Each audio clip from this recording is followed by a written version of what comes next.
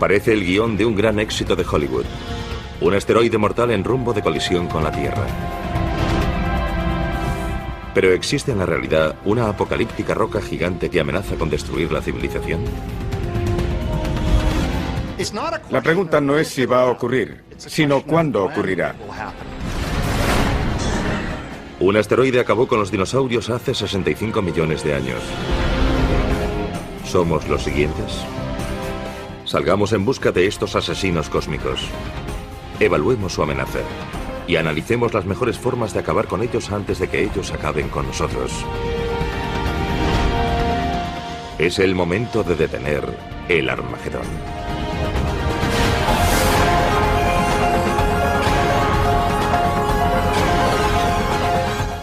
El universo, Armagedón.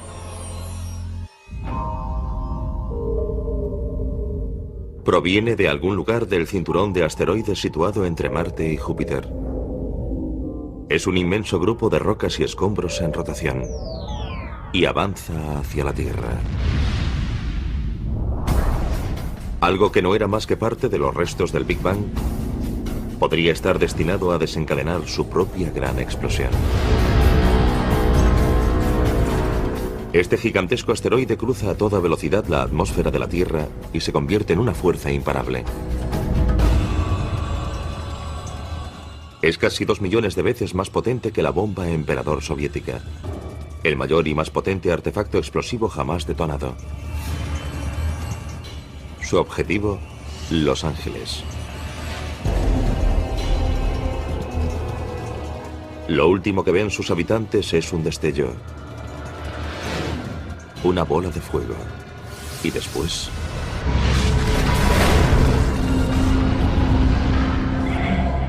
Si este asteroide fuese tan grande como cabe imaginar, un asteroide de 10 kilómetros, estaríamos hablando de un cráter casi 10 veces mayor. Formaría un cráter de unos 80 kilómetros. Toda la ciudad de Los Ángeles quedaría reducida a un inmenso cráter. Estaríamos hablando de una devastación absoluta. Nada sobreviviría en un radio de unos 160 kilómetros. Incluso en San Diego sufrirían enormes terremotos y ondas expansivas. Los vientos lo arrasarían todo en 300 kilómetros a la redonda. Ningún ser vivo sobreviviría en un radio de unos 1.600 kilómetros. Y eso solo tras el impacto inmediato. A continuación volvería a caer sobre el planeta una gran cantidad de restos. Sería como ver un árbol de Navidad con muchos adornos saliendo despedidos en todas las direcciones. Y después se verían enormes incendios. Arderían enormes zonas del planeta que liberarían aún más hollín y ceniza en el aire que ocultarían la luz del sol. Después, las temperaturas caerían en picado y tal vez se extinguiría toda forma de vida.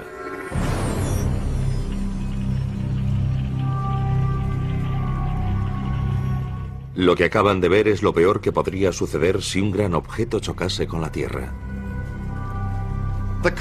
Podríamos decir que los asteroides que pueden extinguir la mayor parte de la vida en la Tierra, la mayoría de las especies, aparecen cada 100 millones de años aproximadamente. Y no es un fenómeno periódico, no sucede cada 100 millones de años exactamente. Podría ocurrir en cualquier momento.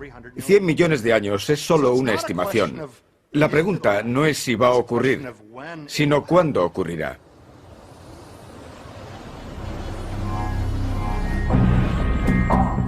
La Tierra recibe impactos de asteroides y cometas desde el mismo momento de su creación. Poco tiempo después de su formación, hace unos 4.500 millones de años, nuestro planeta se convirtió en un blanco frecuente, una especie de galería de tiro cósmica. Los asteroides y los cometas trajeron a la Tierra primitiva la mayor parte de los materiales orgánicos y el agua que hicieron posible el origen de la vida. Otras colisiones posteriores, como la que acabó con los dinosaurios hace 65 millones de años, influyeron en la evolución, permitiendo que la especie más adaptable, nosotros, alcanzásemos la cumbre de la cadena alimentaria. Por lo tanto, casi debemos nuestra propia existencia a estos objetos amenazadores. Según la base de datos de impactos terrestres, se han identificado más de 160 cráteres de impacto. El mayor es el de Chicxulub, que que en lenguaje maya significa la cola del diablo. Este cráter de más de 175 kilómetros de diámetro fue hecho por el asteroide que acabó con los dinosaurios tras caer frente a la península del Yucatán en México. Esta base de datos también incluye el cráter del meteorito Barringer, situado en el norte de Arizona, y que hoy es una atracción turística.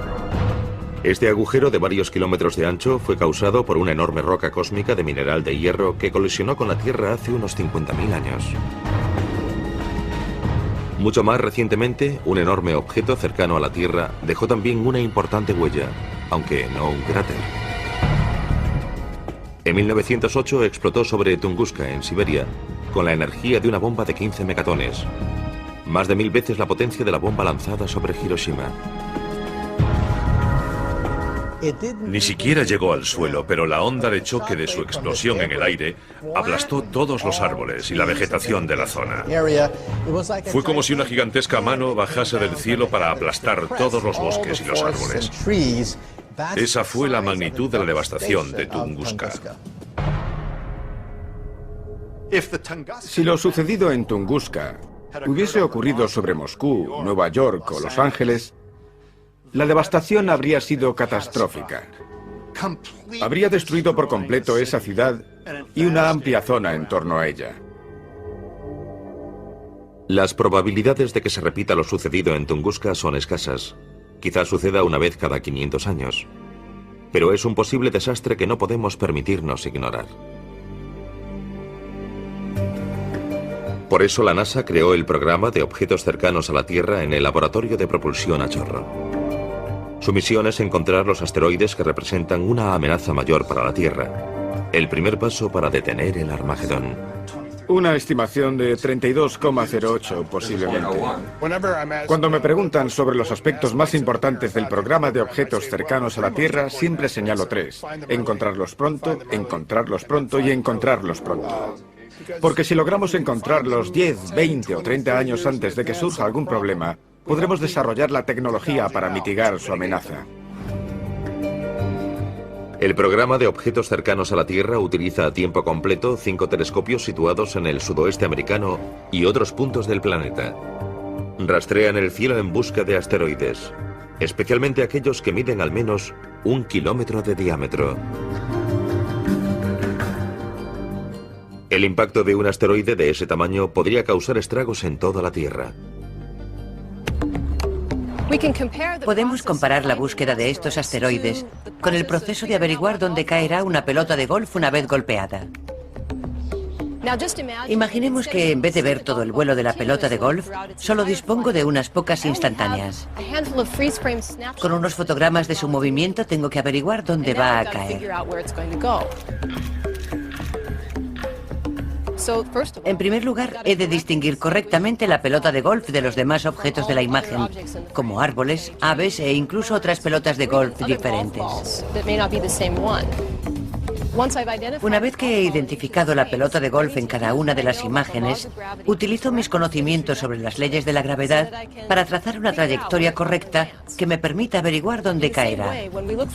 Del mismo modo, para buscar asteroides, tenemos que tomar instantáneas de distintas partes del cielo y distinguir los asteroides de las estrellas, de las galaxias y de cualquier fenómeno transitorio como los rayos cósmicos. A continuación, aplicamos las leyes de la gravedad para encontrar un modelo de órbita que encaje y averiguar dónde caerá.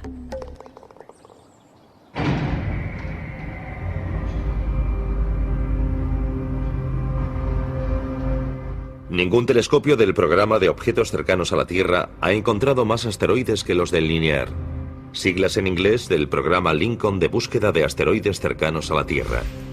Desde su emplazamiento en el sur de Nuevo México, han descubierto casi la mitad de los cerca de 5.000 asteroides cercanos a la Tierra conocidos, entre ellos aproximadamente el 50% de los 600 objetos que miden al menos 1 kilómetro. Este es uno de los telescopios que usamos para rastrear asteroides con el programa linear. No es grande según el estándar astronómico. Tiene una apertura de 1 metro, pero el secreto de su sensibilidad reside en el cuadro azul que vemos en la parte inferior. Es un dispositivo acoplado por carga fabricado para buscar con gran sensibilidad en una zona amplia. La combinación del telescopio y el dispositivo nos permite alcanzar una sensibilidad 1 millón de veces superior a la del ojo humano. Este es el aspecto del cielo visto por los telescopios del programa linear.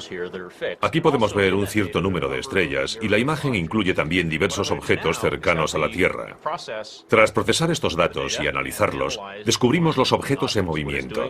Lo que hace es comparar las 5 imágenes y vemos que ha descubierto varios objetos en movimiento. Los que tienen este aspecto son asteroides del cinturón principal, situado entre Marte y Júpiter. No representan ninguna amenaza, pero también encontramos otros que son muy diferentes. Este va en sentido opuesto al cinturón principal y mucho más rápido. Este parece ir a su encuentro. Son objetos cercanos a la Tierra y de hecho son 2 de los que descubrió el programa linear. El programa linear envía sus datos al Centro de Planetas Menores en Cambridge, Massachusetts, el centro de referencia en la búsqueda de objetos cercanos a la Tierra. La función del centro es relacionar las nuevas observaciones de objetos cercanos a la Tierra con las ya existentes y ajustar las órbitas de los objetos cercanos a la Tierra en general. Con esas órbitas, otros grupos pueden realizar observaciones físicas utilizando telescopios para determinar el tamaño real de esos objetos.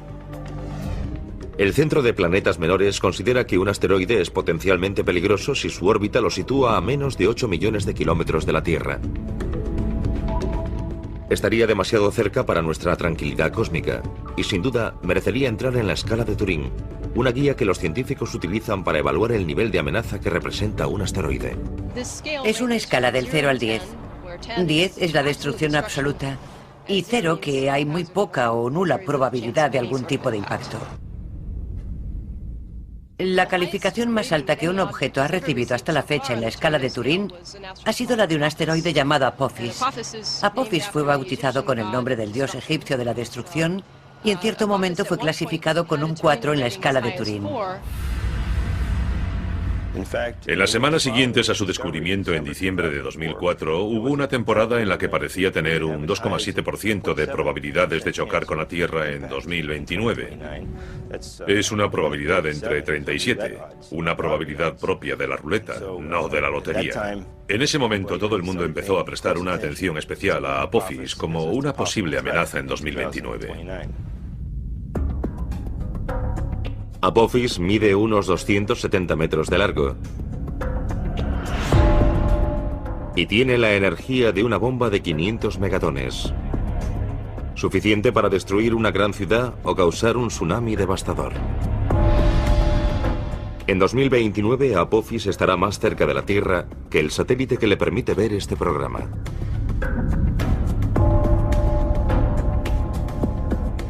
A pesar de esta proximidad tan poco frecuente, los análisis ópticos y los realizados mediante radar han descartado la amenaza de un impacto con la Tierra, lo que equivale a un 0 en la escala de Turing.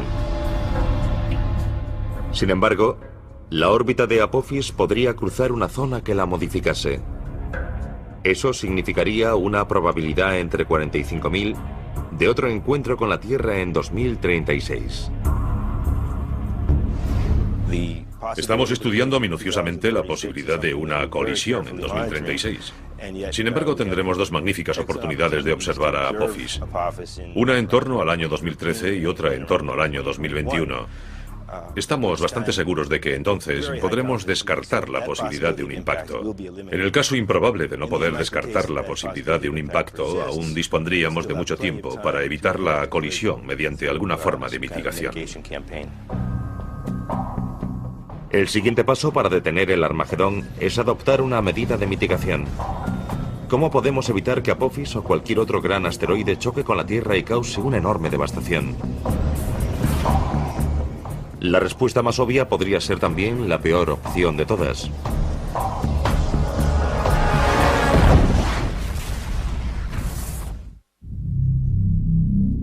Nuestra supervivencia depende de la respuesta a una pregunta. Si descubrimos un gran asteroide en rumbo de colisión con la Tierra, ¿Podemos hacer algo para evitar que ocurra?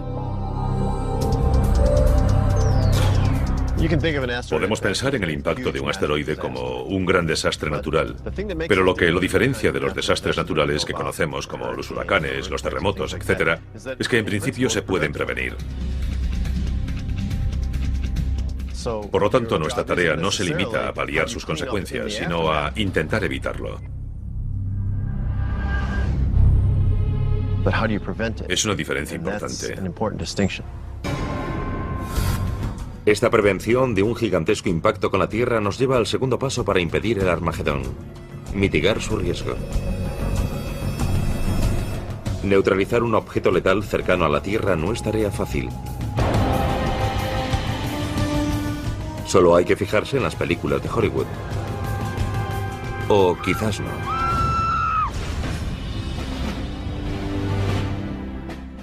Lo peor que podemos hacer es fijarnos en todas esas películas de Hollywood en las que unos hombres de acción despegan en un transbordador espacial hacia el espacio exterior para instalar bombas de hidrógeno en estos objetos.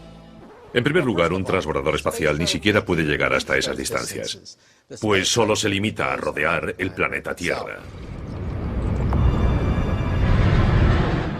En segundo lugar, y aún más importante, hacer explotar un asteroide es lo peor que podríamos hacer.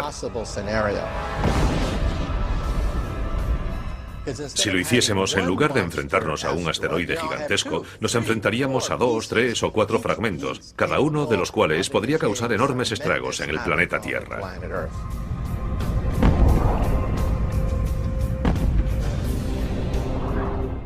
Si fuese un objeto grande y dispusiésemos de tiempo suficiente, podríamos intentar hacerlo explotar con la esperanza de que sus restos, o la mayor parte, no alcanzasen la Tierra.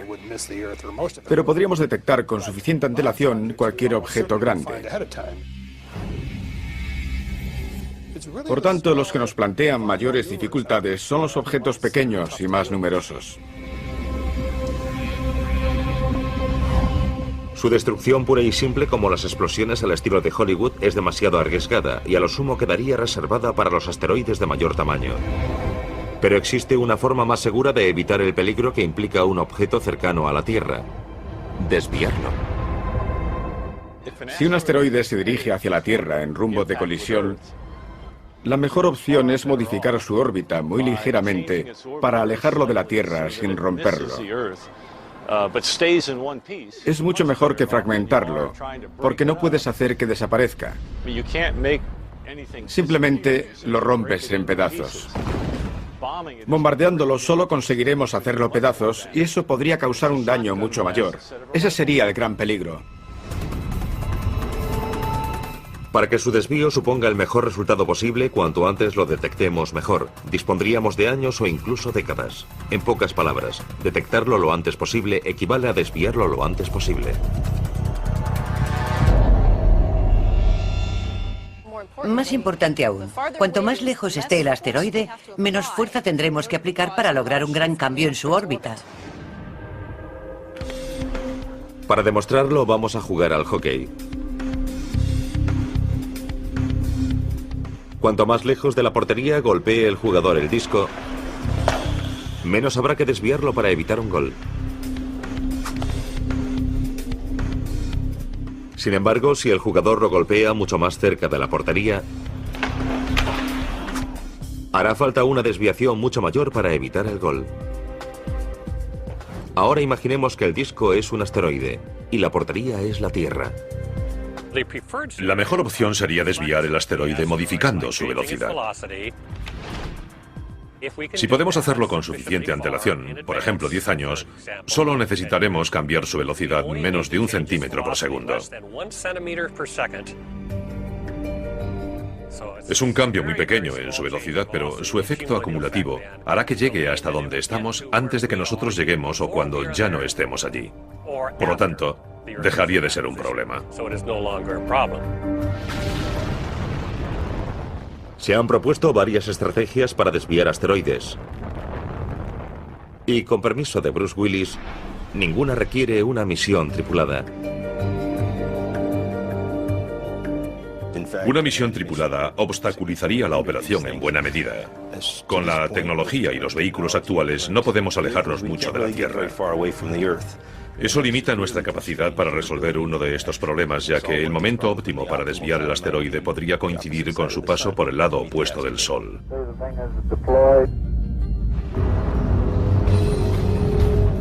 Una estrategia de desviación propuesta por investigadores franceses aboga por hacer que un asteroide que no represente una amenaza choque con el que se dirija hacia la Tierra y lo desvíe. Denominan esta estrategia asteroide contra asteroide.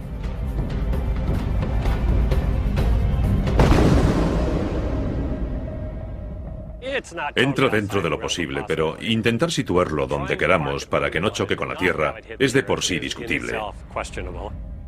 Existe un número limitado de estos objetos cerca de la Tierra. Y estamos hablando de encontrar y acercar con facilidad a la Tierra uno de los asteroides que podrían representar una amenaza de impacto con la Tierra.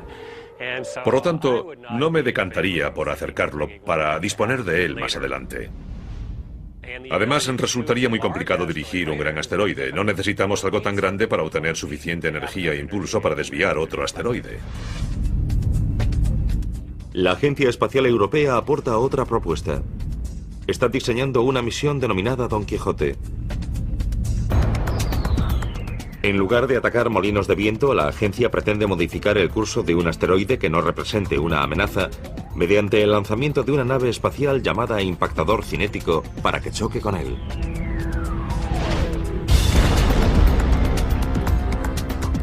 La opción del impactador cinético es la primera que tendría en cuenta. Es muy simple y sencilla, y al menos nos ofrecerá algún resultado. Un efecto mínimo con el que podamos contar. Podemos lanzar algo lo bastante grande, con la velocidad suficiente, con un plazo de, digamos, 10 o 20 años, para desviar un asteroide de hasta varios cientos de metros.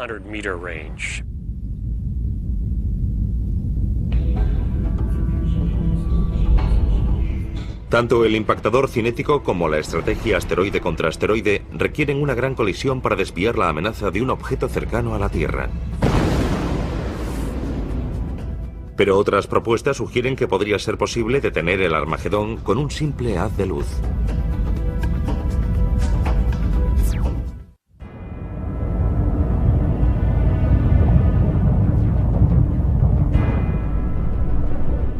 Hay varias formas de impedir el Armagedón. Hay quien propone un enorme impacto repentino que consiga que el asteroide abandone su rumbo de colisión con la Tierra.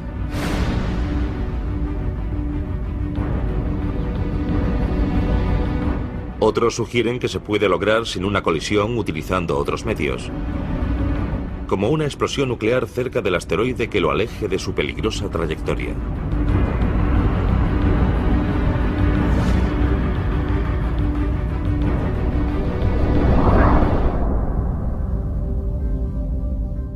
Lo haríamos detonar a poca distancia de la superficie.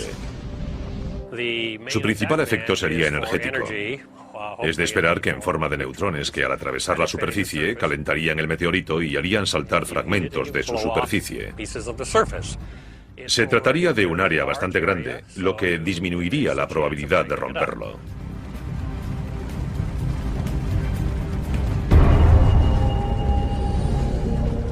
Pero hay un problema. Existe un tratado internacional que prohíbe las armas nucleares en el espacio. Pero si un asteroide amenazase nuestra propia supervivencia, ¿importaría ese tratado? Creo que el uso de armas nucleares ofrecería los mejores resultados. Sería el sistema más eficaz. Evidentemente nunca se ha probado, pero tampoco las demás estrategias. Y personalmente preferiría desviar un objeto que sacrificar Norteamérica. Aceptaría de buen grado ser juzgado después. Pero para desviar un asteroide no es imprescindible bombardearlo con un arma nuclear. Existen métodos más seguros como las velas solares. Según sus partidarios, estos reflectores orbitales podrían concentrar los rayos del Sol sobre un asteroide. El calor generado vaporizaría su superficie rocosa, creando un chorro de material que podría propulsar el objeto lejos de su trayectoria hacia la Tierra.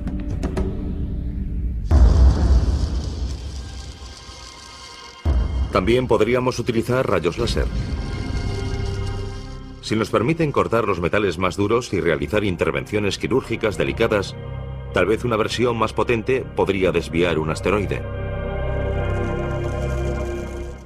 La opción del láser es muy atractiva porque resulta más económica y es más sencilla. Podría realizarse mediante una nave robótica. El láser dirigiría hacia el asteroide un rayo de luz. Este haría que se desprendiese material y lo movería. No tendríamos que transportar hasta allí el material que aplicaría una fuerza sobre el asteroide. El láser puede ser dirigido de manera muy precisa y muy gradual. Podría hacerse en un plazo de 3 meses. En los años 80, un equipo de investigadores descubrió accidentalmente el potencial del láser mientras experimentaba con pulsos cortos sobre una oblea de silicio, un material similar a la superficie de un asteroide. Básicamente sincronizamos una cámara con el láser para cronometrar mediante fotogramas el material que predía la superficie de la capa de silicio. Y nos sorprendió nuestro propio descubrimiento. Pudimos ver cómo perdía fragmentos de material. Pudimos ver cómo se vaporizaban. Fue un descubrimiento científico y también tecnológico.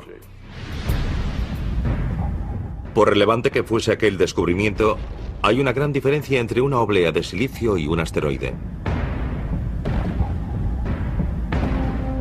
Pero según sus partidarios, tal diferencia resulta salvable con un pulso de láser 5000 veces más potente que los que usamos a diario en la Tierra.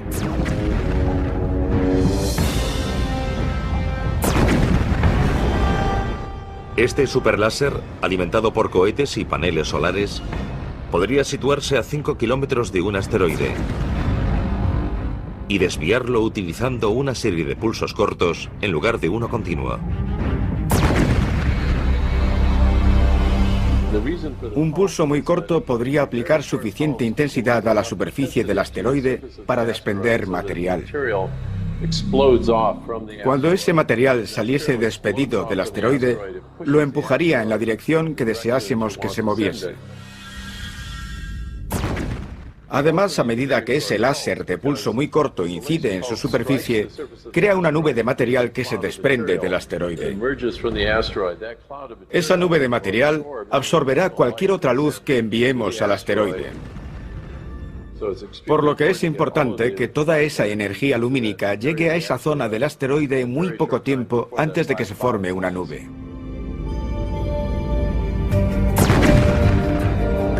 Según algunos expertos, el láser e incluso las velas solares podrían funcionar, al menos en principio. La intensa luz que ambos emiten es ajustable y adaptable a todo tipo de asteroides. Y el material expulsado, meras nubes de polvo, no suponen ninguna amenaza para la Tierra. Sin embargo, sus posibles inconvenientes podrían resultar insalvables. Mantener en el lugar correcto la fuente del láser o un gran espejo solar es algo muy difícil y habría que hacerlo durante mucho tiempo. La reflexión solar plantea además la cuestión del polvo expulsado. ¿Cómo afectará al espejo solar? Por lo tanto, existen problemas importantes a largo plazo que no sabemos si podremos resolver en un futuro. En este momento no hay duda de que está más allá de nuestra capacidad. Hoy disponemos de láseres continuos que producen más energía, 25 o 50 kilovatios. Se han construido con fines militares y tienen más potencia de la necesaria. El tipo que proponemos requeriría incrementar la potencia del láser de pulso ultracorto hasta un mínimo de 5 o quizá 10 kilovatios. Un esfuerzo concentrado nos permitiría fabricarlo en un plazo de 5 a 10 años. Podríamos lograrlo si existiese la intención de hacerlo. ¿Y por qué limitarse a un solo láser?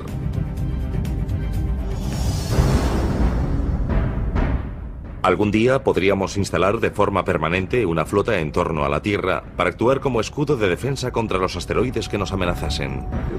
Así evitaríamos el peligro de tener que resolver el problema a última hora enviando armas nucleares al espacio para intentar volar el asteroide, algo que probablemente es una mala idea. Los láseres parecen potenciales deflectores de asteroides, pero pasará mucho tiempo antes de que sean una opción viable. Mientras tanto, debemos prestar atención a otra propuesta de mitigación. Es la idea de dos exastronautas que insisten en que es la única forma de detener el Armagedón.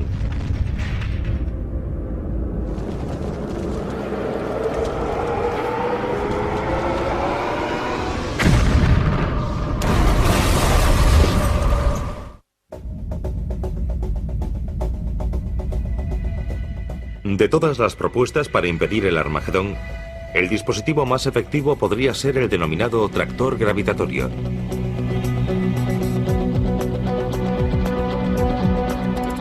Aplica un principio muy simple para hacer frente a una tarea muy complicada. Sabemos que todo lo que existe en el espacio tiene una fuerza gravitatoria, también los asteroides. Además sabemos que una nave espacial interactúa gravitatoriamente con el asteroide.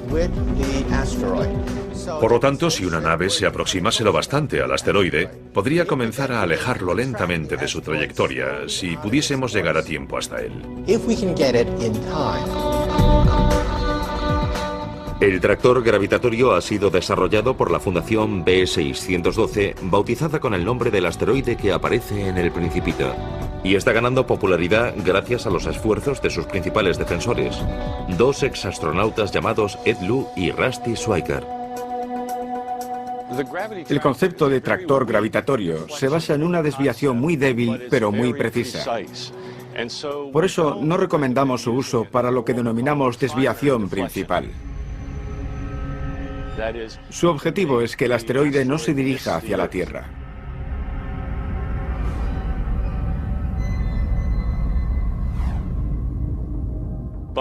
Pero una vez realizado el impacto cinético, que es una maniobra muy imprecisa, utilizaríamos el tractor gravitatorio para realizar un ajuste muy preciso al resultado de la desviación principal. El tractor gravitatorio es uno de los pocos mecanismos de desviación de asteroides que resulta realista. Los dos únicos que son realistas en este momento son el impactador cinético, que consiste en chocar con el asteroide con una nave espacial, y el tractor gravitatorio. Aparte de estos, la mayoría de los demás son ciencia ficción. El tractor gravitatorio utiliza en parte tecnología ya existente. Es propulsado por una combinación de motores de iones y paneles solares y su tamaño y su peso son aproximadamente los de un carro de golf. No es muy grande comparado con otras naves espaciales, pero según sus defensores es lo bastante grande para terminar el trabajo tras un impacto cinético.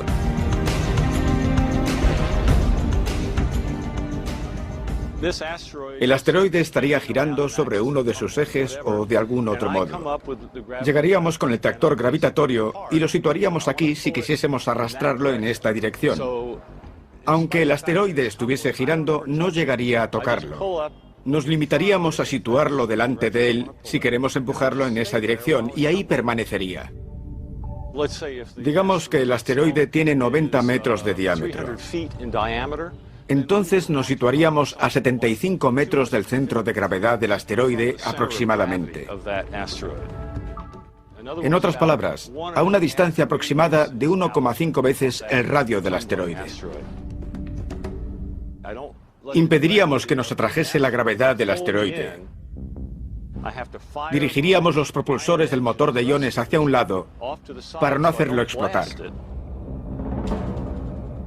Eso nos permitiría permanecer allí una semana, un mes, un año o lo que fuese necesario.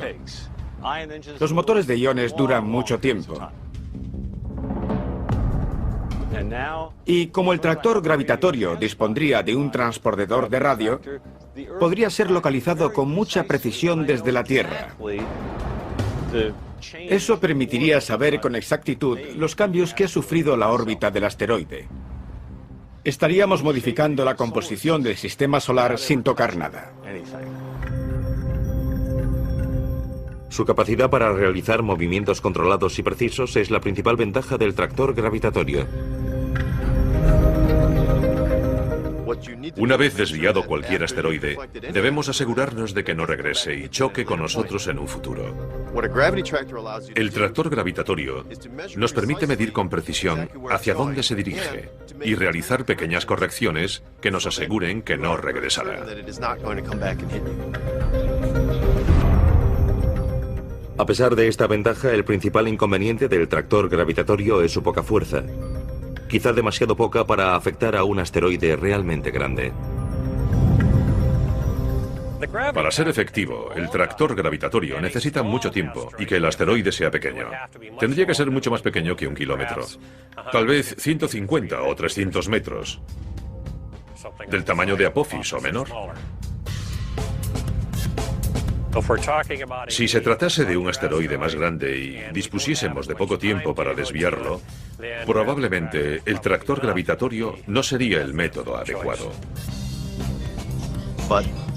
Pero entre el momento en que descubramos el posible impacto de un asteroide y el momento en que se produzca, podrían pasar varias décadas. Por lo tanto, en la mayoría de los casos tendríamos tiempo para usar este método. En el momento en que podamos sufrir el impacto de algo tan grande, dispondremos de tecnología que hoy ni podemos imaginar. Utilizaremos algo distinto al tractor gravitatorio. Pero si tuviésemos que hacerlo hoy, podríamos hacerlo. Lo importante es que hoy podemos proteger la Tierra de impactos de asteroides si hacemos nuestro trabajo. La Fundación B612 pretende demostrar la eficacia del tractor gravitatorio desviando en el año 2015 un asteroide que no represente una amenaza.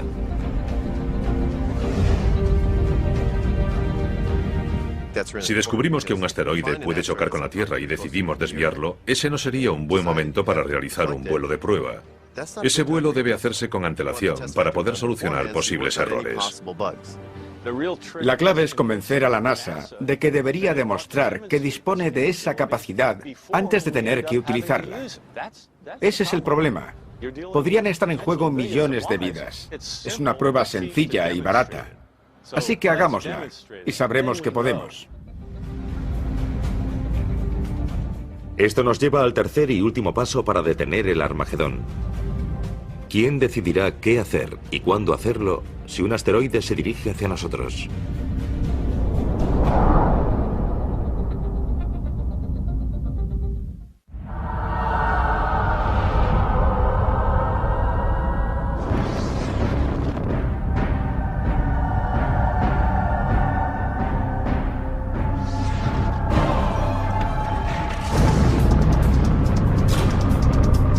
Hay 3 pasos fundamentales para detener el Armagedón.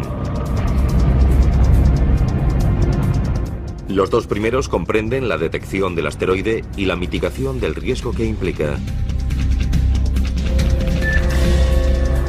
El tercero, y quizá el más complicado, es quién tomará la decisión de actuar.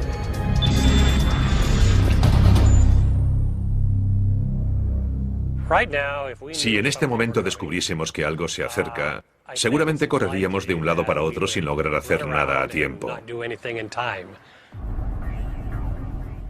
Creo que deberíamos disponer de alguna especie de manual que nos diga qué hacer cuando el asteroide se aproxime. La urgencia de responder a esta pregunta aumenta a medida que disponemos de mayores y mejores telescopios como el Pan-STARRS, acrónimo en inglés del Telescopio de Vigilancia Panorámica y Sistema de Respuesta Rápida. Es un proyecto de la Universidad de Hawái que podría revolucionar la búsqueda de objetos cercanos a la Tierra. La idea es disponer de un telescopio de campo muy amplio que permita un enorme campo de visión. Así podremos observar más lejos en el espacio, hacerlo más rápido y cubrir un área mayor de cielo cada noche. Programas como el Pan-STARRS facilitarán el número de descubrimientos. Cuando encontremos la gran mayoría de esos objetos, podremos hacer un seguimiento a 100 años vista y ver si alguno de ellos supone un problema.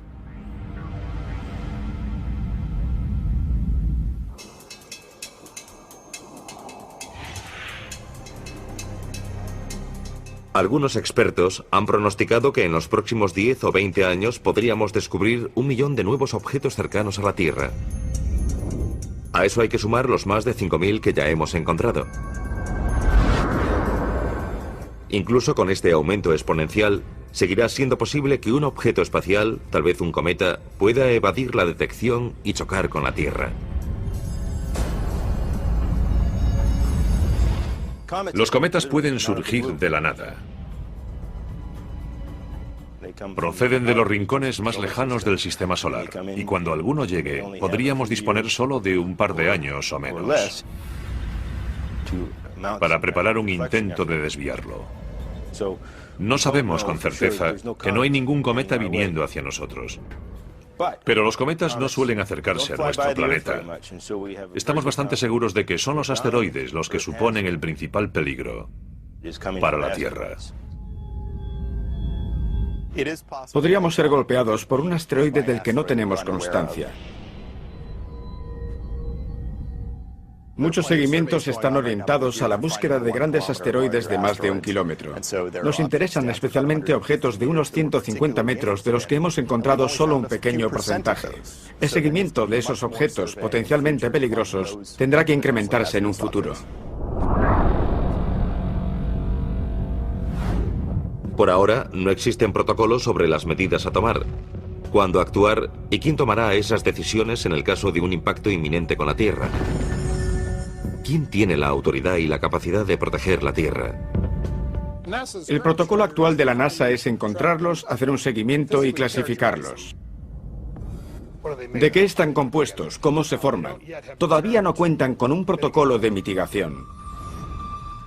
Parece lógico pensar que el impacto de un asteroide sería un problema internacional. Así que será necesaria cierta cooperación internacional para decidir quién hará algo y cuándo lo hará. Las decisiones internacionales son muy lentas.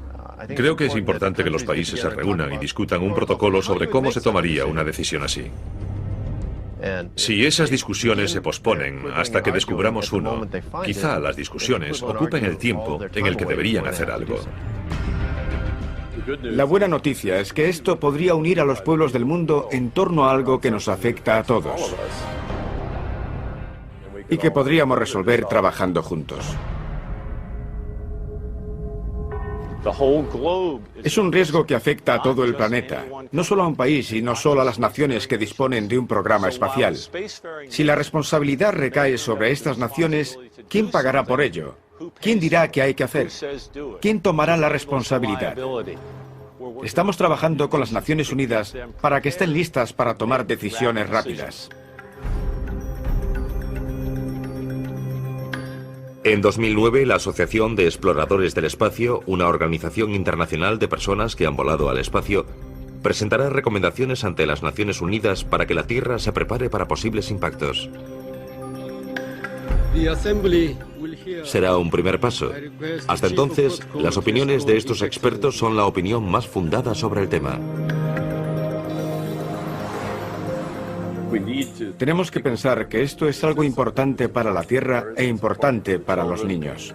Es importante para las generaciones futuras y en este momento tenemos la voluntad de preparar y aportar las herramientas necesarias para que en caso de que surja una amenaza más adelante, dispongamos de los recursos, la capacidad y los conocimientos necesarios para resolver esa amenaza.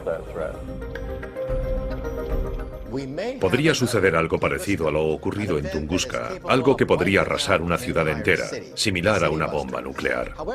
Sin embargo, en una escala de millones de años, quizá 50 millones de años, existe la posibilidad de un impacto que cause la extinción de la vida. Lo más prudente es avanzar hoy mismo, porque nadie sabe cuándo se producirá el próximo impacto. Todo lo que sabemos es que algún día sucederá. No me preocupa un posible impacto en un futuro próximo. Conozco las probabilidades y son escasas. Pero también es poco probable que el avión en el que viajo se estrelle, y aún así invertimos mucho dinero en la seguridad de los aviones. Hay varias formas de afrontarlo. Debemos calcular los riesgos. Debemos determinar cuál es la amenaza y evitarla.